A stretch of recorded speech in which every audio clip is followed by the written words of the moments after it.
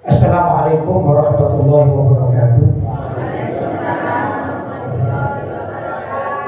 Alhamdulillah wassalatu wassalamu ala Rasulillah Sayyidina Muhammad ibn Abdillah wa ala alihi wa sahbihi wa man wala wa la hawla wa la quwwata illa billah, amma ba'd.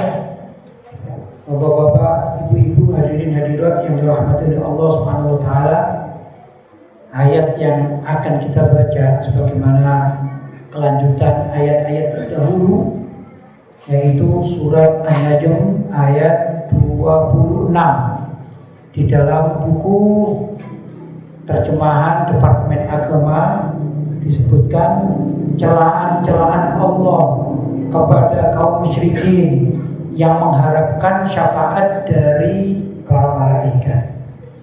Ayat sebelumnya sudah diterangkan dalam pengajian terdahulu, tapi akan sedikit saya ulang biar agak nyambung, bahwa orang-orang musyrik Mekah atau kafir Quraisy itu secara umum dalam kehidupan mereka, sebagaimana dulu saya terangkan panjang lebar, tapi ini ringkas saja.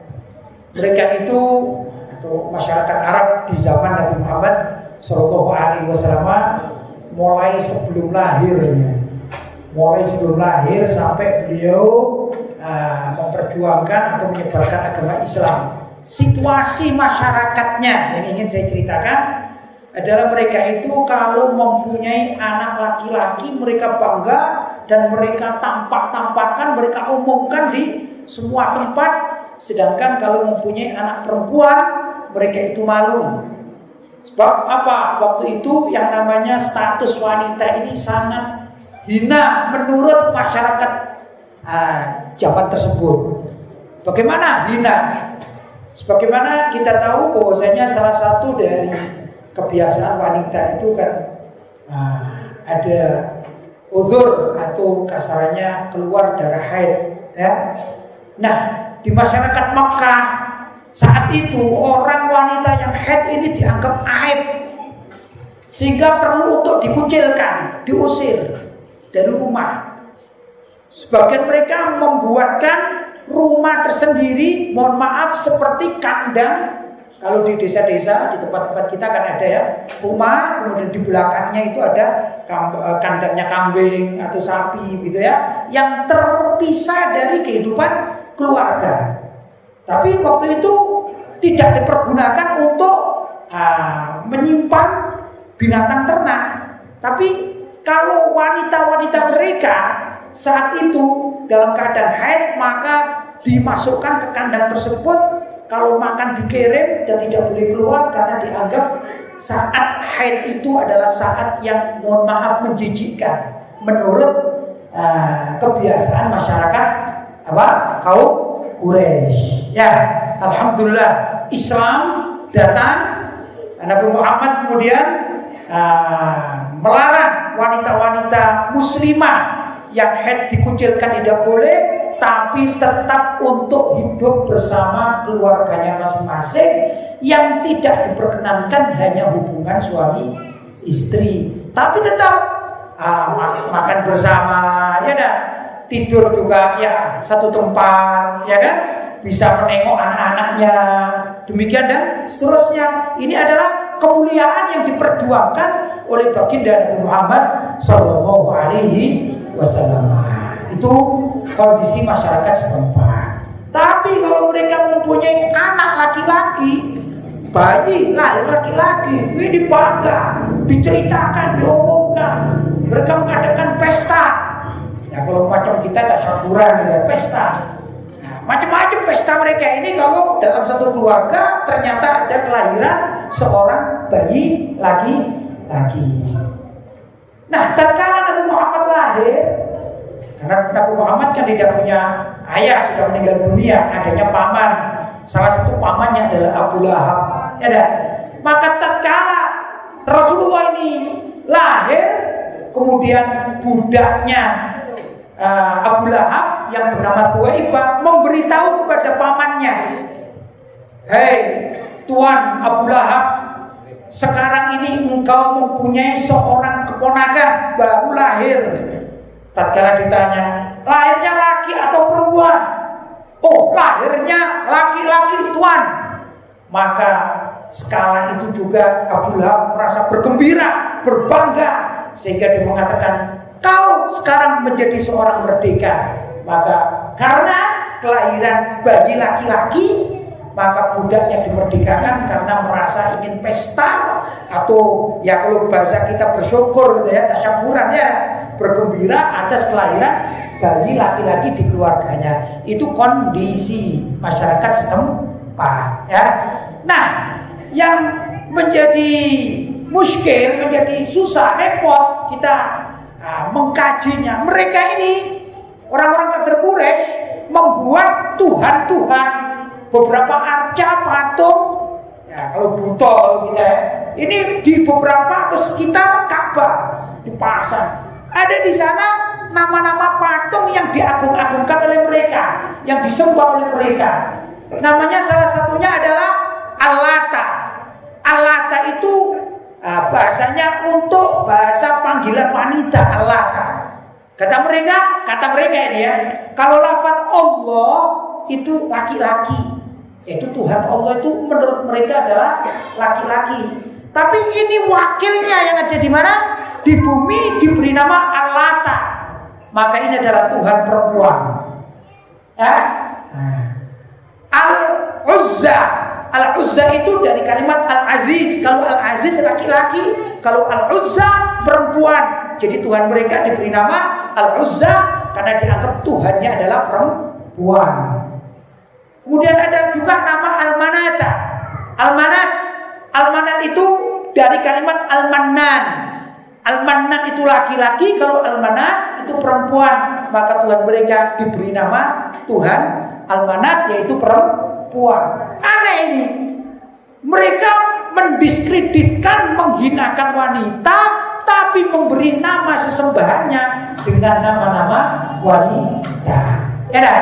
Nah, kemudian kita lanjutkan kepada permasalahan yang akan kita baca sehingga nyambung keterangannya ya. Celaan-celaan Allah atau Allah mencela kepada kaum musyrikin yang mengharapkan syafaat dari malaikat. Nanti dalam ayatnya disebutkan bahwasanya menurut mereka orang kafir Quraisy, malaikat pun itu adalah berjenis kelamin perempuan. Jadi mereka minta syafaat, minta bantuan ya kepada malaikat, tapi mereka memberikan nama malaikat atau memahami bahwa malaikat itu berjenis kelamin perempuan. Padahal perempuan itu dihinakan di zaman mereka. Artinya begini, mereka sebenarnya tidak menghormati Tuhan yang mereka buat sendiri, dan mereka tidak menghormati malaikat yang mereka yakini sendiri. Kenapa? Andai kata mereka benar-benar menghormati Tuhan yang dibuatnya sendiri, tidak mungkin diberi nama yang terhina, betul? Ya paling tidak diberi nama laki-laki yang terhormat, kan demikian. Maka malaikat pun dikatakan laki-laki, andai kata mereka menghormati keyakinan mereka sendiri. Ya kan? Tapi kenyataannya memang mereka adalah orang-orang kafir, mereka adalah orang-orang musyrik. Ya, jadi mereka adalah kelak menempat di neraka, sehingga menempatkan sesuatu bukan pada tempatnya. Baik, kita baca ayatnya. Bismillahirrahmanirrahim. Wa kam min malakin fis samawati la tughni syafa'atuhum syai'a. Dan berapa banyaknya malaikat di langit, syafaatnya mereka sedikit pun tidak berguna kecuali illa min ba'di ayya'lanallahu liman yasha' wa yarda, kecuali sesudah Allah mengizinkan bagi orang-orang yang dikehendaki dan diridhoinya. Ya. Jadi keterangannya di dalam kitab At-Tafsirul Wadih Al-Muyassar kalangan Al-Syekh Muhammad Al-Asobuni diterangkan begini. Sebagaimana itu juga saya mungkin sedikit, bahwa orang-orang kafir Quraisy ini menghendaki besok di akhirat, kalau mati di akhirat, ya dah, itu mendapatkan bantuan dari para malaikat, mendapatkan syafaat, bantuan, pertolongan dari malaikat. Jadi mereka kalau ditanya, siapa yang menciptakan engkau? Mereka mengatakan Allah. Rabbuna alladzi fis sama, kata mereka, Tuhanku yang ada di langit. Ya. Mudah bertanya, kepada siapa engkau bersujud? Mereka mengatakan Rabbuna alladzi fil ardh, kita menyembah kepada Tuhan yang kelihatan di bumi, yaitu Al-Lata wal Uzza, apa tadi, wal Manat dan lain sebagainya. Mereka mengetahui kalau mereka diciptakan oleh Allah yang menurut mereka di langit, sedangkan ya, mereka menyembahnya tidak mau yang di langit tapi mau menyembahnya yang di bumi. Mereka juga yakin terhadap adanya malaikat-malaikat. Ini sebagian dari mereka yang tidak ateis tentunya. Hanya saja mereka menisbatkan bahwasanya malaikat-malaikat itu adalah berjenis kelamin perempuan. Nah, tatkala mereka dikatakan musyrik. Apa musyrik itu? Menyekutukan Allah dengan Tuhan-Tuhan selain Allah. Ya dah? Mereka berharap, mereka sujud, mereka mengasihkan sesembahan kepada Tuhan-Tuhan mereka. Kalau kita mengatakan sesembahan itu apa namanya? Sesajen. Mereka memberikan sesajen kepada barang-barang yang mereka yakini mempunyai kekuatan magic. Ya, yang mereka katakan ini adalah Tuhan atau wakil Tuhan, diberikan sesaji-saji. Maka mereka mengatakan, tapi pun demikian kami tetap berharap kepada malaikat-malaikat itu untuk menolong kami agar bisa menyampaikan kami kepada Tuhan yang ada di langit. Ya dah? Kalau ditanya, kenapa engkau menyembah Tuhan Al-Lata wal Uzza wal Manat? Kenapa engkau menyembah Tuhan-Tuhan yang kau bikin sendiri? Katanya, liyuqarribuna ilaihi zulfa, untuk mendekatkan kami kepada Allah dengan sedekat-dekatnya, tapi dengan cara menyembah yang ada di bumi. Ini yang dikatakan musyrik. Dikatakan apa? Musyrik. Ya enggak? Boleh apa tidak orang menyekutukan Allah? Na'udzubillahi min dzalik. Inna syirka la dzulmun azim. Sesungguhnya syirik itu adalah dosa paling besar, adalah syirik. Ya dah? Dan Allah tidak mengampuni orang-orang yang berbuat syirik kecuali orang itu bertobat dan meninggalkan kesyirikannya. Kalau ada orang berbuat syirik, innallaha la yaghfiru an yushraka bihi wa yaghfiru ma duna dzalika liman yasha. Sesungguhnya Allah itu tidak mengampuni orang-orang yang berbuat syirik kepadanya, dan Allah berkenan untuk mengampuni dosa apa saja selain dari syirik kepada Allah Subhanahu wa taala. Karena itu dosa syirik ini besar. Na'udzubillahi min dzalik. Mungkin di antara kita masih ada keyakinan 1, 2, 3 di antara kita sedikit ada keyakinan yang salah. Ya, kadang-kadang kita, oh ini di barongan sebelah sana ini ada penunggunya. Nah, ini yang bisa memberikan rezeki kita. Kalau kita memberikan sesajen, ya dah, maka kita akan diberi rezeki. Ini tidak boleh, ini syirik namanya, ya dah. Maka harus dihilangkan. Jelas ya? Kadang-kadang demikian. Nah, syirik itu apa? Yang mendatangkan atau makhluk-makhluk selain Allah SWT, biasanya makhluk halus diyakini ini dan itu, kemudian memberikan sesajen, sembahan. Ini sangat bahaya ya di dalam berakidah. Baik. Innal ladzina la yu'minuna bil akhirati la yusammuna al malaikata tasmiyatal untha. Sesungguhnya orang-orang yang tiada beriman kepada kehidupan akhirat, maksudnya juga tidak beriman kepada Allah dan tidak beriman kepada hari kiamat, ya, tidak beriman kepada surga, tidak beriman kepada neraka.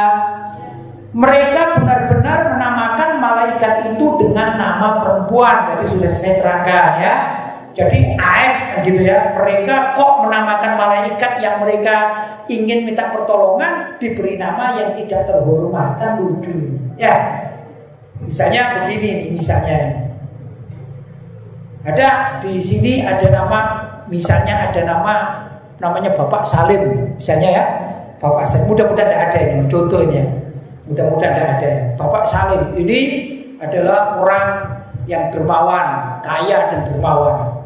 Sudah, saya kepingin minta bantuan kepada Pak Salim.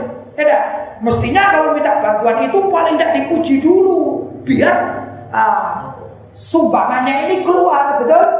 Misalnya, misalnya Pak Salim itu sebenarnya dia tidak mandi seminggu, ya. Jadi baunya ini kan tidak enak gitu ya.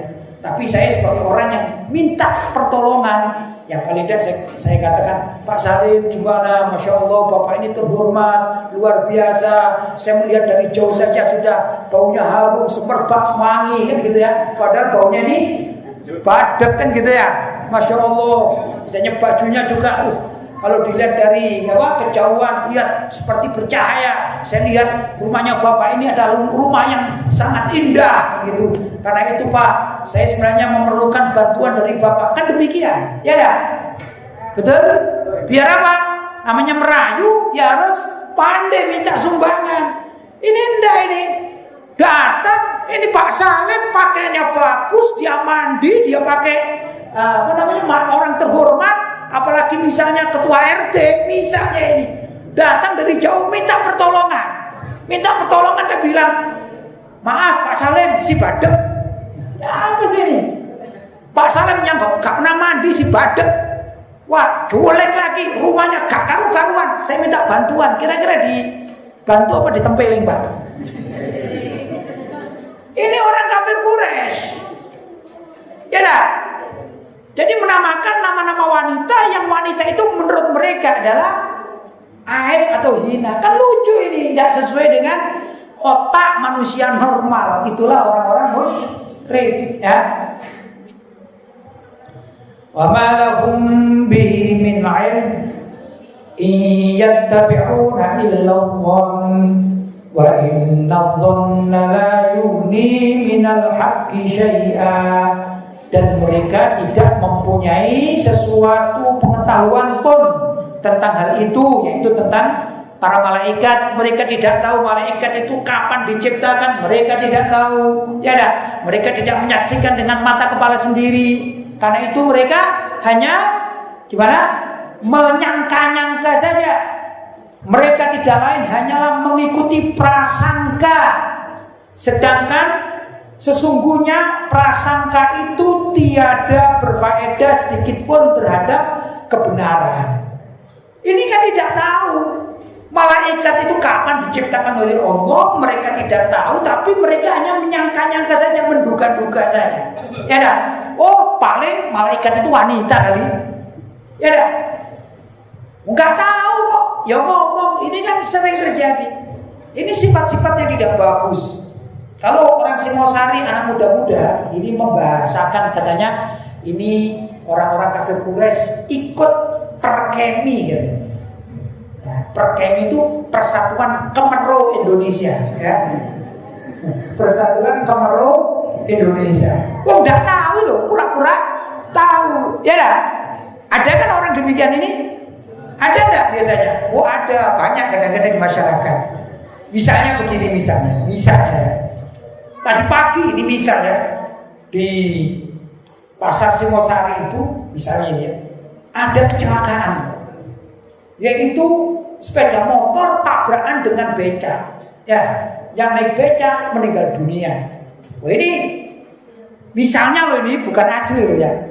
Sudah, kemudian berita ini sampai ke Belanda kepada Pak Salim tadi itu, mumpung namanya Pak Salim ya, sekalian ini contoh lain nanti salah saya. Sampai pada Pak Salim, ternyata Pak Salim ini adalah ketua perkemi, Pak. Ya, ketua Persatuan Kemero Indonesia, ya dah. Padahal Pak Salim nggak di Singosari. Mudah ditanya, Pak Salim, sampai tahu nggak? Dengar nggak? Saya di Singosari tadi ada kecelakaan mati orangnya. Oh iya, tadi itu ada bus sama truk. Bus sama truk kecelakaan. Wah kebetulan ada orang menyeberang bawa becak, jadi becaknya ini terjepit oleh truk dan bus. Kemudian kata temannya mengatakan, loh tadi kok ada sepeda motor? Oh iya, sepeda motornya menabrak dari belakang. Ini namanya perkemi, apa? Persatuan Kemero Indonesia. Wong gak ero pura-pura ero, ya dah. Nah, inilah orang-orang kafir Quraisy saat tersebut semacam itu sifatnya. Wong gak tahu malaikat itu bagaimana diciptakan Allah, kok pura-pura tahu oh malaikat itu adalah wanita. Na'udzubillahi min dzalik. Karena itu Allah SWT berpesan, fa'arid amman tawalla an dzikrina wa lam yurid illa al-hayatad dunya. Maka berpalinglah hai Nabi Muhammad dari orang-orang yang berpaling dari peringatan kami, itu Allah, dan tidak mengingini kecuali kehidupan duniawi. Itu orang kafir Quraisy tidak mau diajak untuk beriman pada akhirat, tidak takut neraka, tidak ingin masuk surga, ya dah. Mereka tidak mau, mereka ingin kehidupan dunia saja, ya. Karena itu tinggalkan mereka. Kalau tidak bisa dibenahi ya tinggalkan saja. Yang bisa dibenahi, yang bisa didakwai, yang tidak bisa ya sudah tinggalkan saja. Yaitu orang-orang kafir Quraisy, orang-orang musyrik yang susah untuk diajak kompromi di dalam masuk agama Islam. Dzalika mablaghuhum minal ilm inna rabbaka huwa a'lamu biman dhalla an sabilihi wa huwa a'lamu biman ihtada.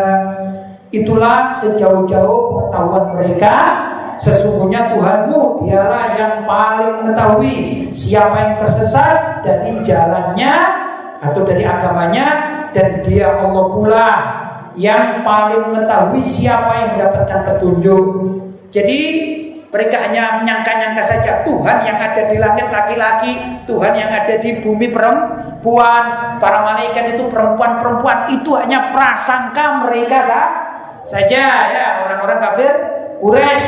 Sesungguhnya Allah SWT sangat mengetahui siapa yang tersesat dari kalangan hambanya dan siapa yang mendapatkan petunjuk. Bapak-bapak dan ibu-ibu, mudah-mudahan kita yang hadir ini mendapatkan petunjuk dari Allah SWT. Kita beriman kepada Allah SWT, ya, sehingga kita benar-benar menjadi hamba yang solehin dan solehat. Allahumma amin. Itu pengajian tentang tafsir. Sekarang saya rangkai dengan pengajian berkaitan dengan Maulidun Nabi Sallallahu Alaihi Wasallam. Alhamdulillah,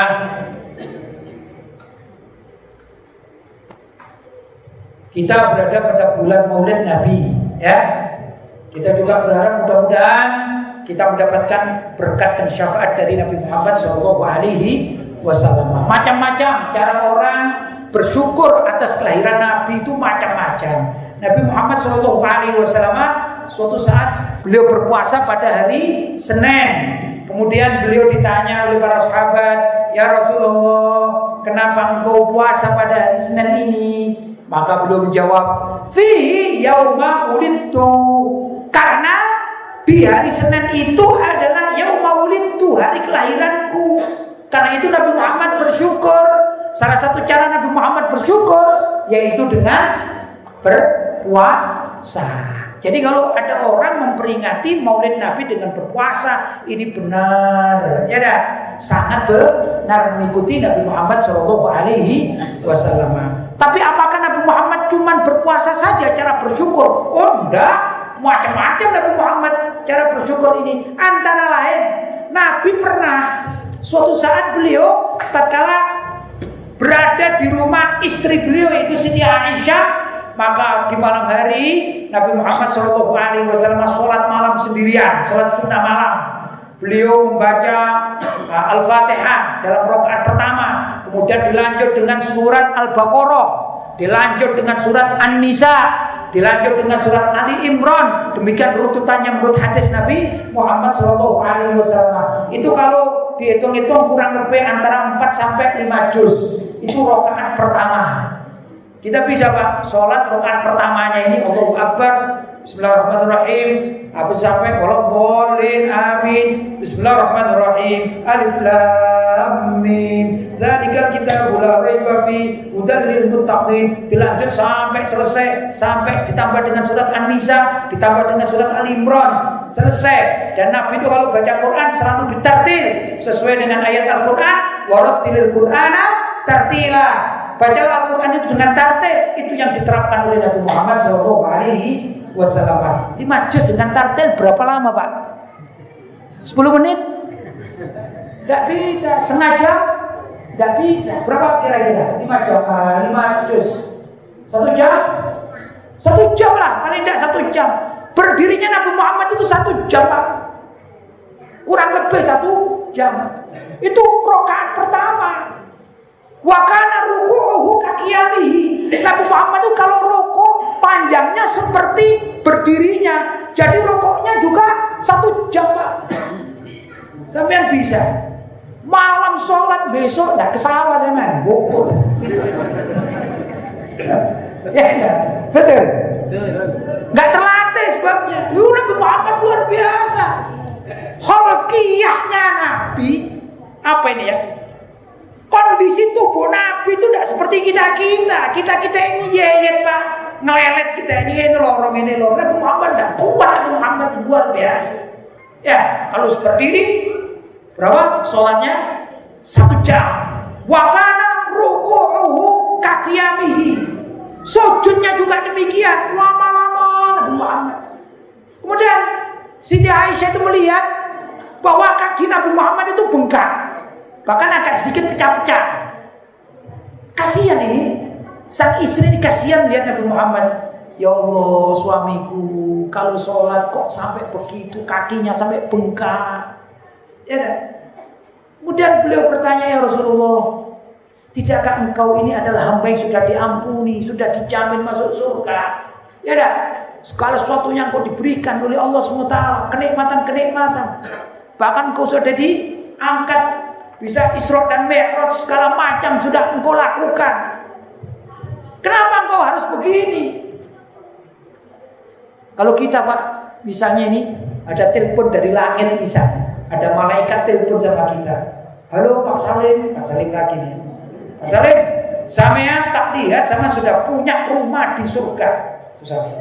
Kedua, saya dengar kata malaikat penjaga neraka, sampean tidak bakal masuk neraka dan sampean bebas, terserah sampean. Kira-kira Pak, ini sholat atau enggak meni subuh Pak? Mau beli sholat barang meni subuh, jaminan masuk surga, betul? Wah enak ya, sholat subuh paling enggak ya duha campur ya. Jadi jamak duha sama jamak takhir, subuh sama duha. Niatnya gimana? Usolli fardhu subhi rak'ataini mustaqbilal qiblati kawanan lillahi ta'ala. Kawanan lillahi ta'ala. Kawanan. Itu kalau kita. Betul? Tapi Nabi Muhammad enggak, diberi kenikmatan luar biasa. Beliau mengatakan, "Afala uhibbu an akuna 'abdan syakura?" Tidakkah aku ingin menjadi hamba yang bersyukur? Jadi Nabi Muhammad diberi kenikmatan, justru sholatnya ini mempeng. Beda dengan kita. Kalau besok kita mendapatkan emas 1 becak, lagi sholat Tais, melayu gak karu-karuan. Itu kita, Nabi Muhammad enggak. Nah ini syukurnya dalam rupa apa? Sholat. Ya dah, macam-macam syukur. Nah kita malam hari ini tasyakuran dengan berbagai macam yang kita lakukan, mulai salawat Nabi, ya dah. Kemudian apalagi ini? Ya, ini ada suguhan-suguhan, ini juga namanya suguhan maulid, ya. Niat kita untuk hormat maulid, betul? Wah, bapak-bapak, ibu-ibu meninggalkan rumahnya datang ke sini, itu apa? Untuk menghormati maulid. Ini juga namanya tasyakur, ya dah. Syukur atas kelahiran Nabi Muhammad Sallallahu Alaihi Wasallam. Alhamdulillah. Dalam kitab I'anatul Talibin, ini kitab fikih yang dibaca oleh kiai-kiai di pondok-pondok pesantren, pondok-pondok besar, ya, atau juga biasanya diajarkan di kalangan murid-murid yang sudah mendekati jadi ustaz. Nah, misalnya kalau sekolahan itu kelas 1 sampai kelas 6, biasanya ini selesai kelas 6 atau mulai kelas 6 ke atas itu biasanya ada yang membaca kitab I'anatul Talibin, kitab fikih, ya. Tapi di sini juga ada beberapa permasalahan disebutkan, ada hikayat. Dulu Ya, menurut kitab ini ya Pak, ya Thalibin ya, beliau pengarangnya adalah Syekh Muhammad Syatah radhiyallahu taala anhu. Beliau lahir sekitar tahun 1266 Hijriah atau kalau Masehinya 1849 Masehi. Jadi sudah berapa tahun ini ya? Sekarang 2000 ya, 1000 tahun yang lampau ya kitab ini ya, 1000 tahun yang lampau, bahkan lebih dari 1000 tahun. Nah, dulu di zaman itu beliau bercerita ada seorang pemuda di Basra, di kampungnya. Ini bukan pemuda yang baik-baik dalam artian bukan anak yang akhlaknya baik, terhormat, bukan anak yang sopan santun kepada orang yang lebih tua. Ya bisa dikatakan anak bandel. Tapi anak bandel tidak harus minum kan ya, tidak harus mabuk tuh. Tapi kan ada anak-anak bandel itu ada. Mungkin kalau naik motor trek-trekan, dimarahin sama sefoto, ojo banter cumpleng oh Pak, tapi terus saja kan bandel namanya. Ya dah, kan banyak semacam itu. Nah, kalau di kampung-kampung sekarang bukan main judi ndak, tapi mungkin nyanyi-nyanyi ya dah sama teman-temannya, uraan lah wis kasarannya, uraan ya. Ada nom-noman uraannya. Salah satu ada seorang pemuda yang uraan tersebut ini tidak disukai oleh masyarakat. Tidak senang masyarakat ini, sumpah. Subhanallah, ini si pemuda ini anehnya walaupun dia nakal, kalau setiap kali masuk bulan Rabiul Awal, bulan apa namanya? Maulid Nabi, dia ini sengaja mencuci bajunya, dia di rumahnya, di kamarnya ini dihias, ya dah. Dia punya wangi-wangian dipakai. Pokoknya khusus bulan Maulid dia tidak nakal. Prei nakal. Nakali prei. Maka dia makin pakaian ya. Tapi kalau Maulid Nabi sudah selesai, balik nakal maning, Mbak. Masyarakat ini wis gak omes.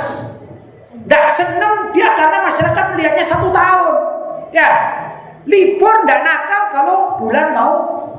Aneh kan ini. Ringkas cerita, suatu saat anak ini sakit terus meninggal dunia. Inna lillahi wa inna ilaihi raji'un. Akhirnya sesepuhnya, bukan Pak Ifai, bukan, ini kan dipasrahkan apa ya? Ini tutuki Belanda ceritanya, iya bukan ya. Benih dan Belanda ki, benih ya, benih dan Belanda. Akhirnya masyarakat diberitahukan, oh fulan ya, Cak Polan niki mati. Katanya tokoh masyarakat babas berangkat dhewe nang kuburan gitu ya. Lho apa? Malsemu, nawaka dikandani gak gelem, gak menghormati wong tuwa, malsemu. Ya, malsemu ngurusi. Akhirnya masyarakat juga ikut. Waduh, lalek tokoh masyarakatnya gak gelem lah apa gini ngurusi buat bawes buatan-buatan karepe dhewe lho. Nek gelem berangkat ya berangkat dhewe nang kuburan ya. Sumpah. Subhanallah, tatkala demikian belum ada yang ngurus jenazah ini, tiba-tiba ada suara keras dari langit.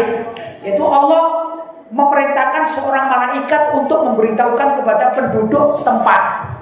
Ya kalau di Belanda ya di Belanda gitu. Ini seluruh warga Belanda dengar Pak. Ya.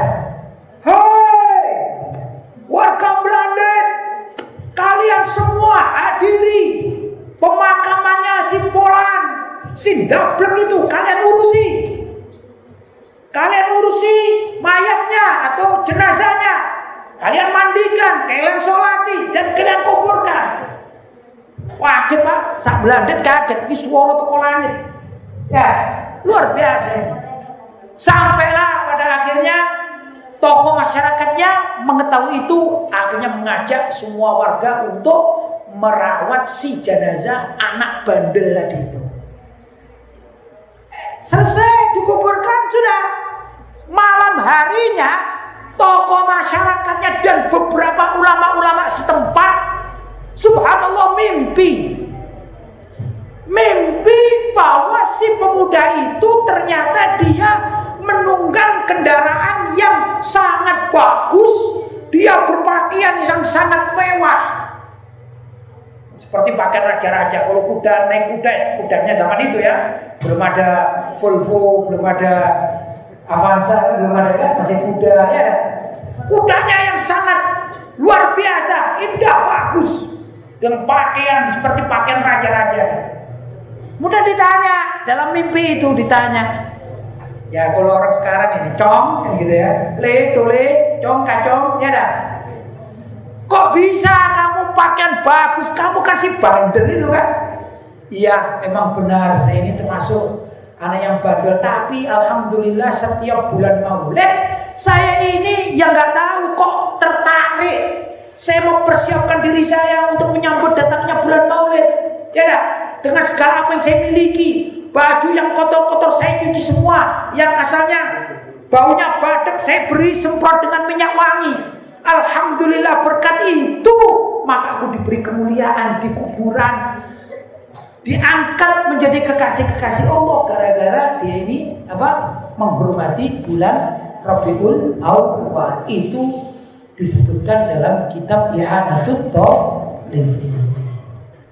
Kita Pak Bu yang bukan anak bandel, mudah-mudahan kita tidak bandel ya. Rugi kalau bulan Maulid tidak merasa ada sesuatu yang luar biasa dan kita adem ayem saja, rugi. Ini kesempatan yang sangat baik untuk meraih syafaat Nabi Muhammad SAW. Siapkan di rumah kita. Wah sudah telat 12 Rabiul Awal kan kemarin. Oh masih ada waktu. Ya dah, 1 bulan. Bulan apa? Rabiul Awal. Sisa waktu kita siapkan seperti orang mau merayakan Idul Fitri. Kalau misalnya bapak-bapak dan ibu-ibu punya rezeki, beli sesuatu yang baru. Kalau baju baru, wah ini baju Maulid Nabi, begitu. Wah kemarin sudah ada Maulid, saya tidak pakai baju baru kemarin.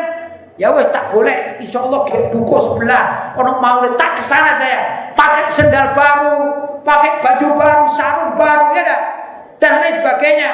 Cuma istri gak baru kan ya, istri baru ibu nanti marah ya.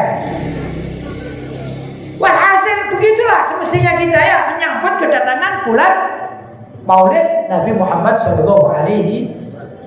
Sebenarnya warga kita ini sudah ada yang demikian dulu loh ya, saya nggak tahu sekarang. Mudah-mudahan di Blandet masih berlaku. Dulu yang saya tahu kalau bulan Maulid itu biasanya ngecat pagar, ya Pak, ngecat tembok, si kotor-kotor. Nggak tahu tahun ini gimana Blandet? Blandet masih ngecat apa enggak? Ngenteni 17 Agustus. 17 Agustus memang kita muliakan kata kemerdekaan kita, tapi itu tidak ada apa-apanya Pak. Dibandingkan Maulid Nabi tidak ada apa-apanya. Mestinya urunan itu Maulid Nabi. Saya senang sekarang ya Masya Allah, tapi sedih dan senang. Apa itu? Saya melihat ini, menurut saya suguhannya ini luar biasa. Ada rengginang, ada ini. Cuman kemasannya kemasan modern. Ya dah, pakai foam. Ya bagus, terima kasih. Mungkin karena menghormati kami-kami yang datang dari Pak Gendan mungkin niatnya. Tapi ada sesuatu yang hilang, Bu. Saya anggap ada sesuatu yang hilang. Tradisi dulu tidak demikian. Dulu itu makanan ditaruh di satu tempat sampai menggunung begitu ya. Sehingga terjadi setiap rumah tangga ini merasa aku saiki katene nyiapno makanan gawe Maulid Nabi, betul?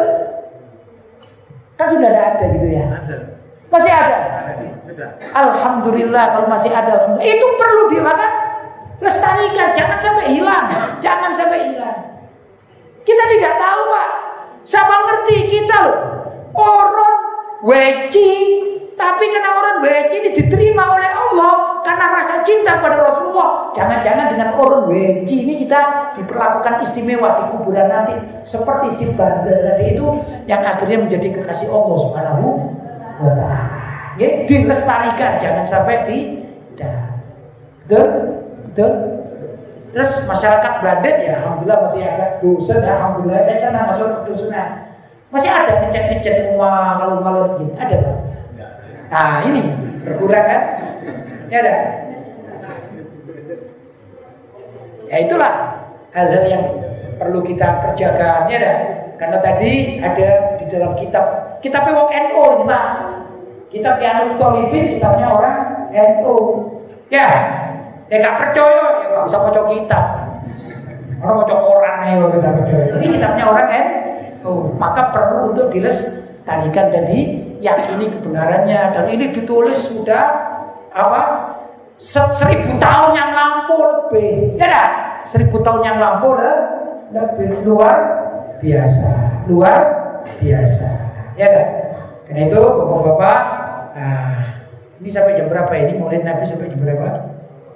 Kalau mau cerita banyak cerita-cerita sudah 9:30 ya.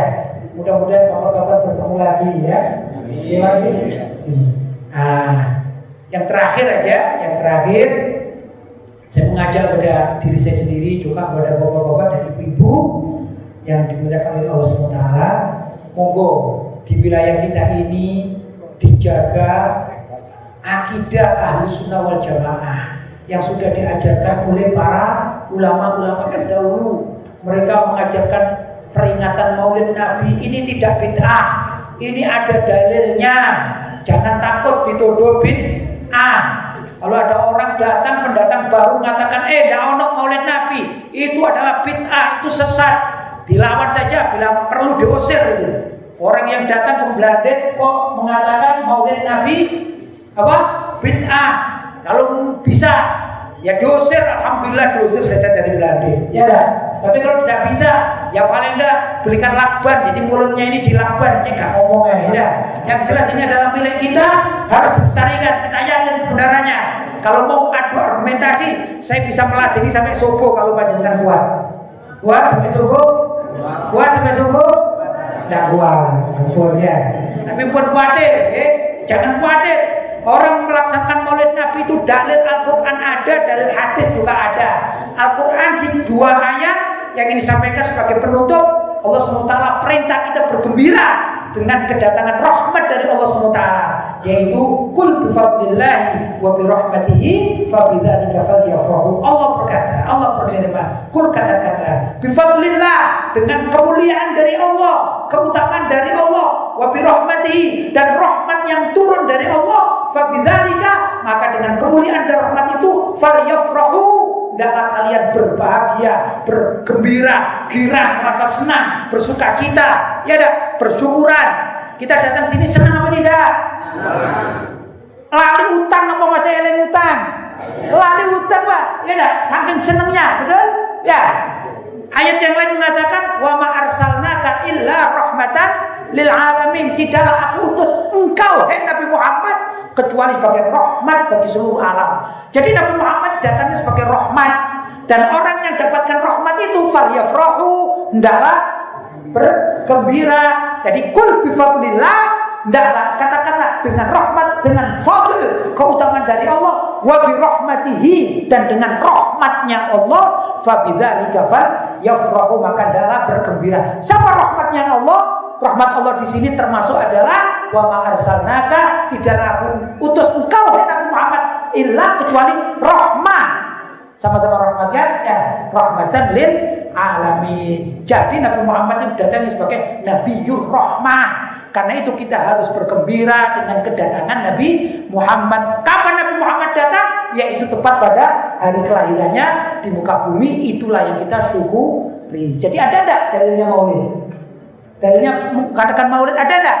Ada. Inilah dalilnya 2 ayat Al-Qur'an. Ya, 2 ayat Al-Qur'an. Yang kedua tadi Nabi Muhammad juga memperingati hadisnya, memperingati hari Senin itu sebagai hari kelahirannya, maka beliau berpuasa. Nabi Muhammad bergembira, syukur pada Allah dengan berpuasa. Sedangkan Al-Quran perintah kalau Nabi lahir itu juga harus senang bergembira, dan kita menunggu kedatangan kelahiran bulan Maulid Nabi selalu dengan bergembira. Alhamdulillah. Itulah ayat-ayat yang dipergunakan oleh para ulama bahwa Maulid Nabi tidak bid'ah. Maulid Nabi dicontohkan oleh Nabi, yaitu dengan puasa, dan juga ulama-ulama terdahulu melaksanakan. Masih banyak kalau diterangkan, tidak bakalan selesai ya.